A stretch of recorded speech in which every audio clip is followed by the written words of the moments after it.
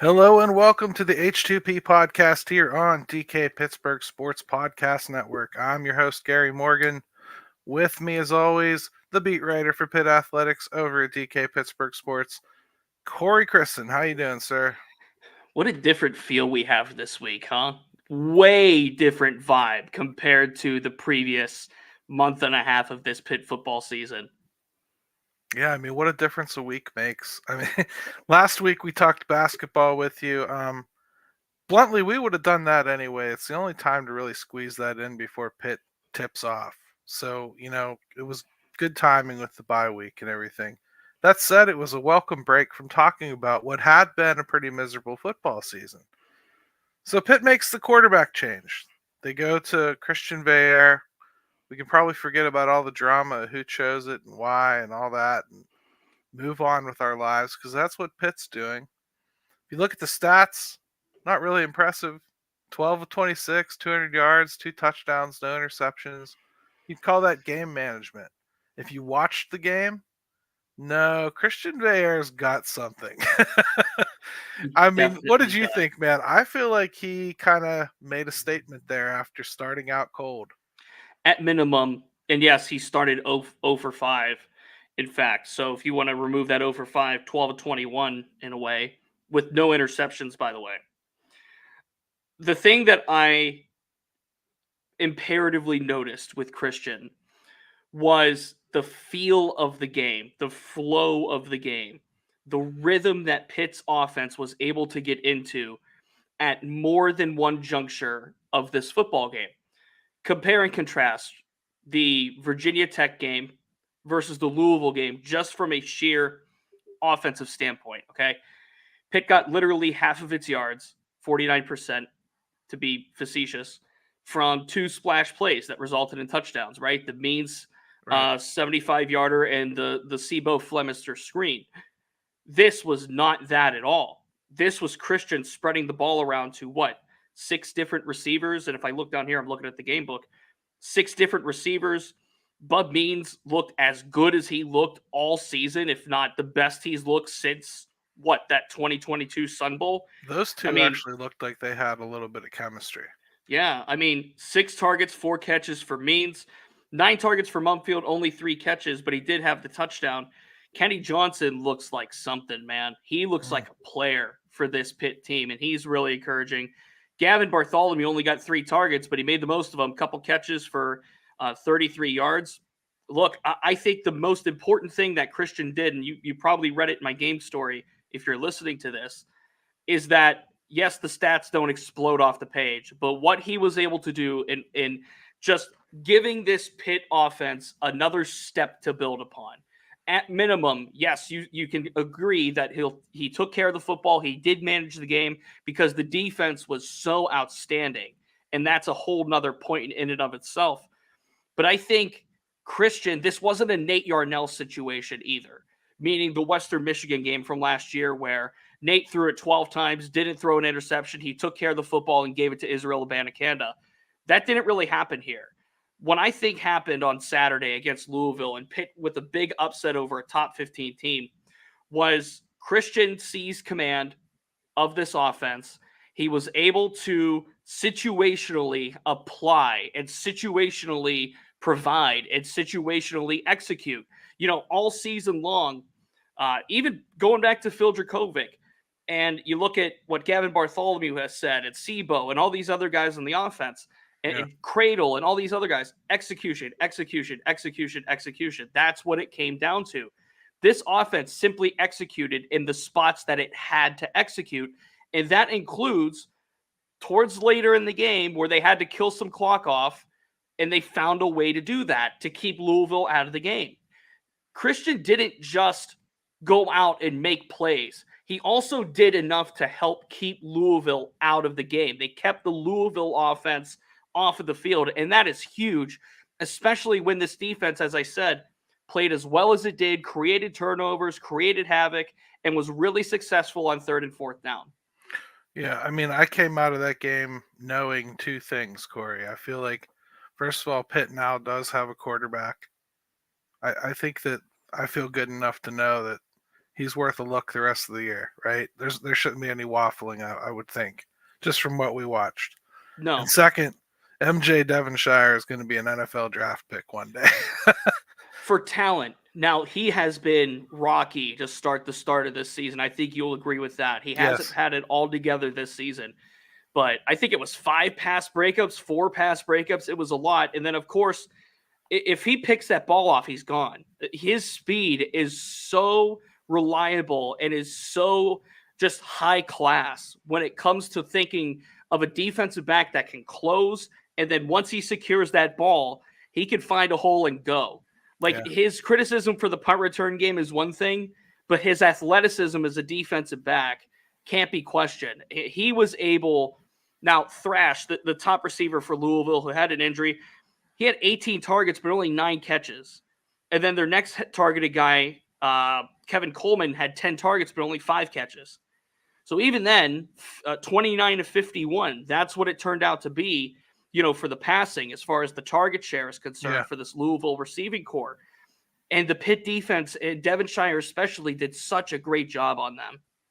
I would say the defensive line impressed me too. I think that was the first time that I really saw them start to get home without it being a coverage related occurrence.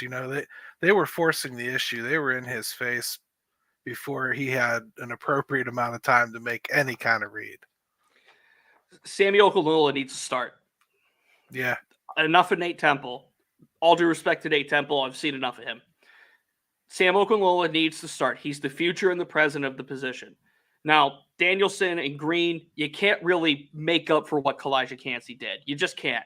When you have a game record, when you have a first-round pick, and you saw him get his first sack in the NFL, by the way, on Sunday, when you have a Kalijah Cansey, you just can't replace that. So, therefore, more than 2 people have to step up. I loved what I saw from Sammy O. I loved what I saw from Dayon Hayes for the first time since week 1. It looked like he finally broke through a little bit. I was impressed with the pass rush. And Louisville, look, what they do running the football. 81 yards for Turner, 2 rushing touchdowns for Garendo. So a little bit to clean up from the run game standpoint. Yeah. But that pass rush did something special. And again, Pitt's calling card over the last how long in the Narduzzi era is this defense creates turnovers. It gives the offense good field position, and the offense does what it needs to do. That's exactly the winning formula that Pat Narduzzi has employed and why they won an ACC championship. I know Kenny Pickett is special, and we could talk about his domination, but that defense led way for Kenny Pickett to become special. I'm not saying that Christian Veilleux is going to be another Kenny Pickett, but what I'm saying is finally this defense was able to play that calling card, so to speak, and create those opportunities for the offense. Right. And I mean, final thoughts on this game before we take a break here. I mean, Louisville really kind of beat Pitt and statistically in almost everything. It was 3 turnovers was the difference of this game. So I think it's appropriate to be excited about some of the good things we saw, but let's also step back and remember, if they don't make some pretty crucial errors, this game probably doesn't go this way. On the flip side, like I said, when Pitt creates those errors, this is what happens. This is what it leads to. Let's go to our first break, Gary. Right.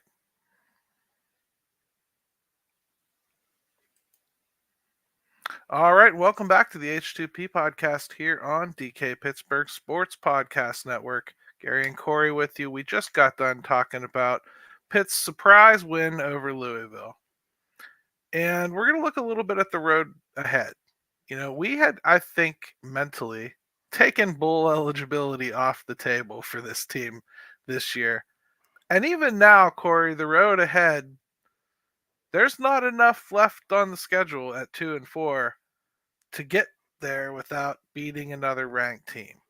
They have to beat another ranked team somewhere along the path here. What do you think?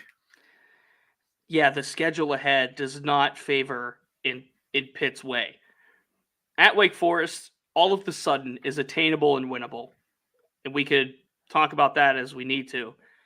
But at Notre Dame and against Florida State, it's hard to ask, right? It's hard to ask Pat Narduzzi and Pitt to do what they just did to Louisville.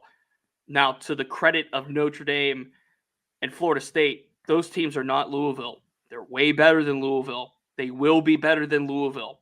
And then, of course, as Alan points out in the YouTube comments, Duke at the end of the year. Where's Riley Leonard's health going to be? This Duke defense, we talked about Duke preseason. Duke is either going to be the third or fourth best team in the ACC or the ninth best team in the ACC, and there was no in between. They look like, behind Florida State, team number 2, team number 3, behind Florida State, North Carolina, team number 3. Duke is legit. Duke is a team. Right. So, yes, Pitt will have to go and beat one of either Notre Dame, Florida State, or Duke, plus win out the rest of the non-ranked schedule. So Right. Syracuse, Boston College, Wake Forest. They'll have to win those 3 games if they want to get to a bowl. Absolutely. Now, so it's thin ice no matter which way you go. I mean, you're going to hear cracks. It's going to be a heck of a journey, and I think it would be a heck of an accomplishment if they did get there.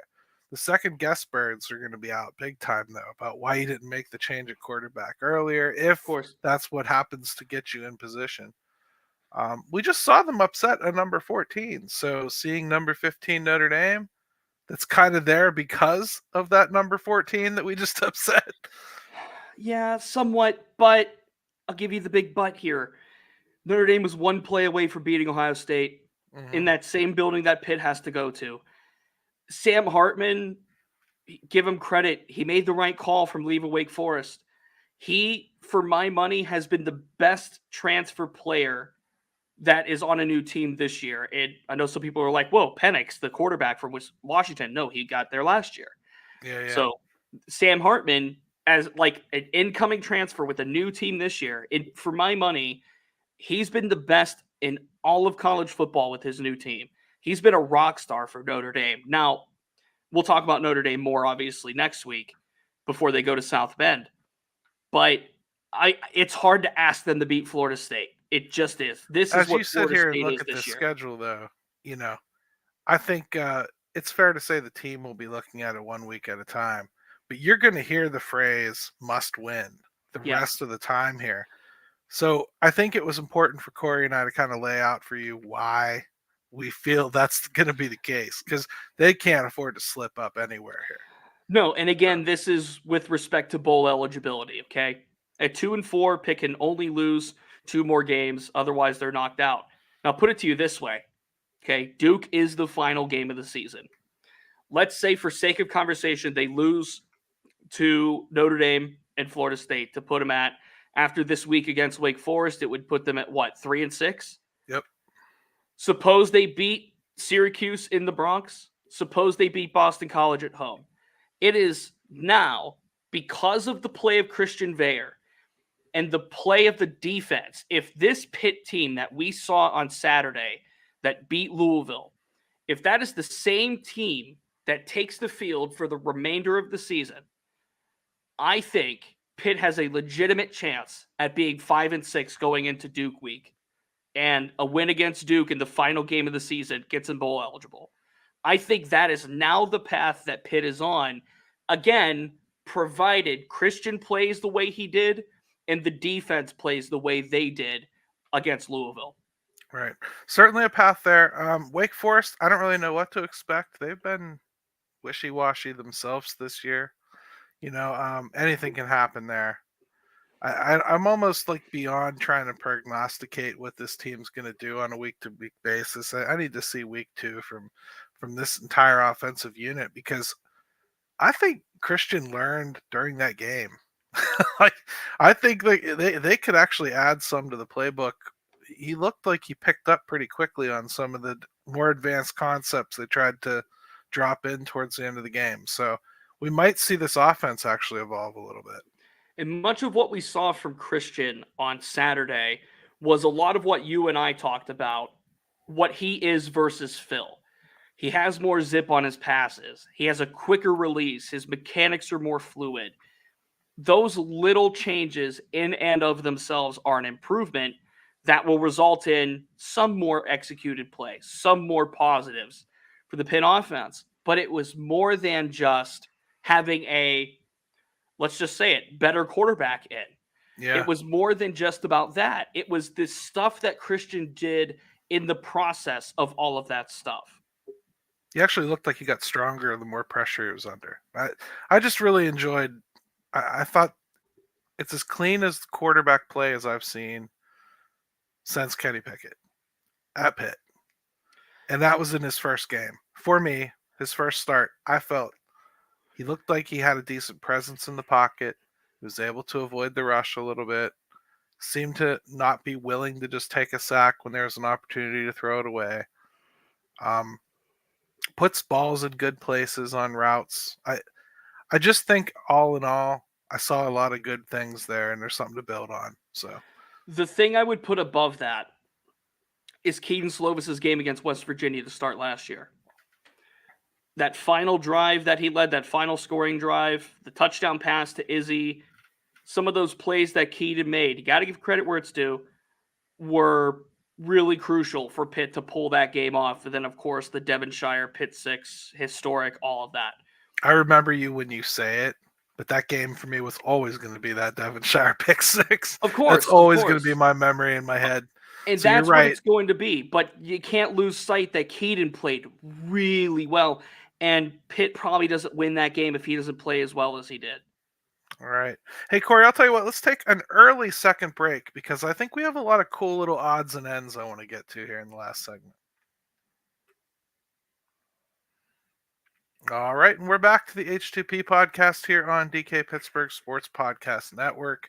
Corey and Gary with you. And Corey, I want to hit you with something that we didn't even discuss because I just want your raw opinion on it, okay? I'm down. I love to shake you every once in a while, so let's just do it. What do you think of Caleb Williams saying that he wants ownership of a team that drafts him? Some ownership. That's insane to me. I imagine, okay, I'm trying to think, like, imagine when I got hired here at DK Pittsburgh Sports, if I just told DK, I want 20% stake in this company, along with me covering Pitt and the Steelers. He would have kicked me out of the door as fast as he let me in it, if not faster. That's asinine to me that Caleb Williams, and I get it, he's a great quarterback, projected to go number one, all of that.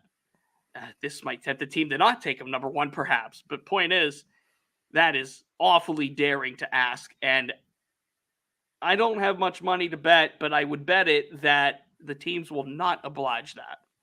I would imagine not.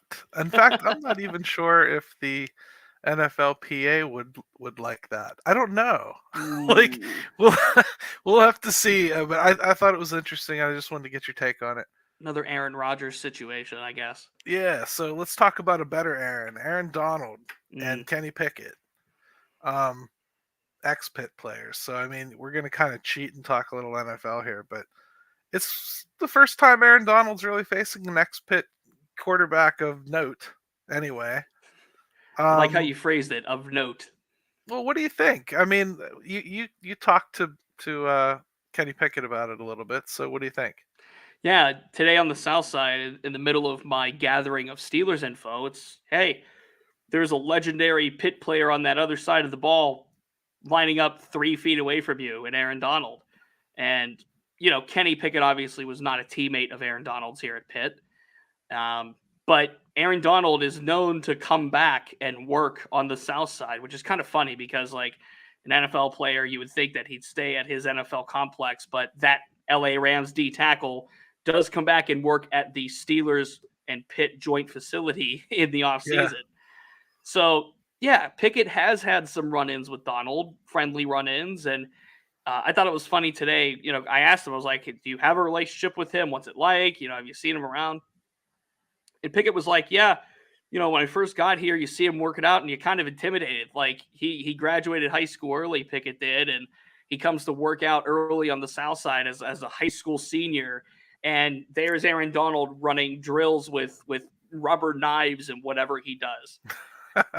So yeah, of course, anybody would be intimidated at first. It's like, holy bleep, there he is. That's the guy. A 3-time defensive player of the year, a top maybe 5 defender of all time. But Pickett did say, you know, once he actually built the courage up to talk to AD, Pretty cordial relationship. It won't be cordial on Sunday, obviously, at least on Aaron Donald's end.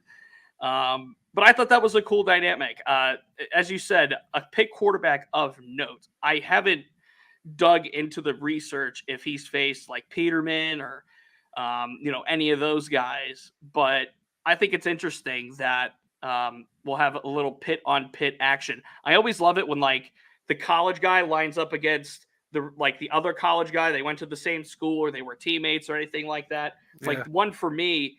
It would be like Denzel Ward lining up against Chris Olave, like if the Browns played the Saints or something like that, or, like the Wisconsin offensive linemen, there's about 90 of them in the NFL, I think. Like if TJ Watt lined across from one of them, like I just find that dynamic pretty interesting because, you obviously get to know those guys in some capacity. So obviously a little bit different with Pickett never being a teammate of Donald's, obviously, but yeah, I thought that was still pretty cool that Pickett, talked about him a little bit. And if you want to read the full quote from Pickett, if you go on dkpittsburghsports.com and check our Pitt feed on our Pitt team page, you'll see that full quote. It is a pretty cool thing, and I think Pitt does a good job with their alumni, especially the NFL alumni. They tend to make it back quite a lot, and they stay pretty in touch with the team. So I do think it's cool the generations kind of get to meet the guys that came before them. It's a good, like MJ Devonshire right now and Darrelle Revis is a thing. I mean, you can almost just feel Revis taking him under his wing like every time he's there. Oh, absolutely. I mean, Revis was there Saturday, and of course, Devonshire gets that pick six with Revis in attendance, and Revis took Devonshire onto the stage in Canton for his enshrinement. Like, what? Like, imagine, and of course, the Aliquippa connections right there, and it's very strong. Yeah. And, the same can go for Tony Dorsett being an Aliquippa native. Like, I just think that stuff's really awesome. And that's a really cool thing for Devonshire, even if whatever he does professionally, if he plays football in the NFL or not, or if he's a backup or a practice squad, whatever it is, I think it's cool that Devonshire kind of always has that tie to him. Yeah, very cool. So you talked to some twins recently. The Guillermo and Jorge show is in town. They're both bulked up. One of them's still a little hurt. One of them's feeling awesome. What do you think? What did you take away from it? Well, I didn't talk to them. I was recording in a live episode of the Steelers show that I do on this very medium. This was yesterday on Tuesday as we record this. But, of course, I watched it back and saw what they had to say. Jorge feeling pretty good. The twins looking pretty strong. Both of them have put on more than 20 pounds this year. And I thought it was interesting because Jorge said, like, I feel a little bit slower. It could be this foot injury that I dealt with over the summer, but I feel a little bit slower. And Guillermo's like, actually, I feel a little bit faster. And I think the general consensus between the two twins, who are going to be such a pivotal part of this Pitt basketball team this season, is what Guillermo said about being able to secure positioning in the paint. Guillermo said, and I'll paraphrase it, that he feels like he can move bodies around easier, that he can kind of overpower some players that, quite frankly, he wasn't able to do last year. The same goes for Jorge. You and I talked about, and this has been widely talked about when it comes to Pitt basketball and the Twins, it's that those guys had to put weight on over the offseason. And they did that. They stayed here, instead of going to play internationally, they stayed here. And they worked with the strength and conditioning staff here at Pitt, and credit to them, their plan worked. Putting on 20 pounds since April. Now, I might have done that in a different way via, some meat and cheese and some burritos and some, I'll do that over sushi. Thanksgiving. And some sushi and all the other good stuff and the wonderful desserts my girlfriend makes. But the fact that the twins took it upon themselves to put that extra effort in, it speaks obviously a lot about them and their character and how they are approaching this season. They know they're important to this thing. And I think it's so cool that, they did that challenge. They took that challenge upon themselves. They did it on their own time and in some cases their own dime, of course. Yeah. But I think that this concept of the Pitt front court, which is largely going to hinge on Federico as well, like it's a very serious thing. Last year's team had to run through its guards. This year's team is going to have to run through its forwards. Well, good stuff, man. I'm looking forward to seeing them get back on the court. Let's get a question in here from Alan because I think it's pretty interesting. Will Elliot Donald play this year? And speaking of the Donald family, right? Yeah. Of course, a relative of Aaron.